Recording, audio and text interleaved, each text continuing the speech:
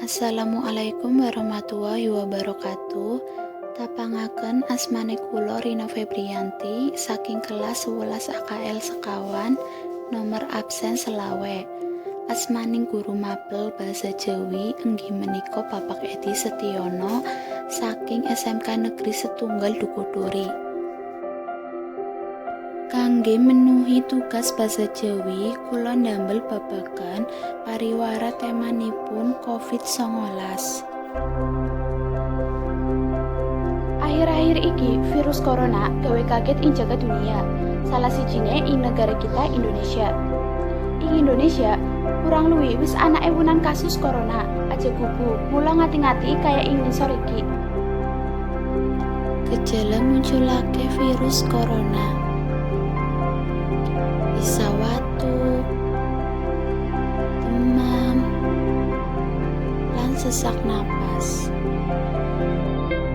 Uga iki cara nyegah COVID-19.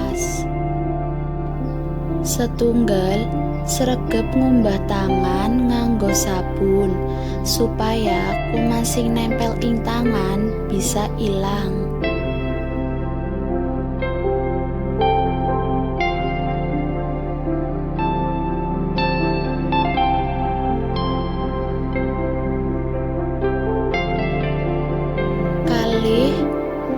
Nganggo panutup irung yang sampeyan kerasa lara.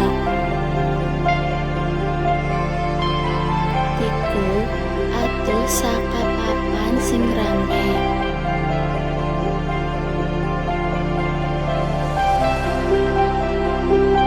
Sekawan, hindari kontak fisik langsung.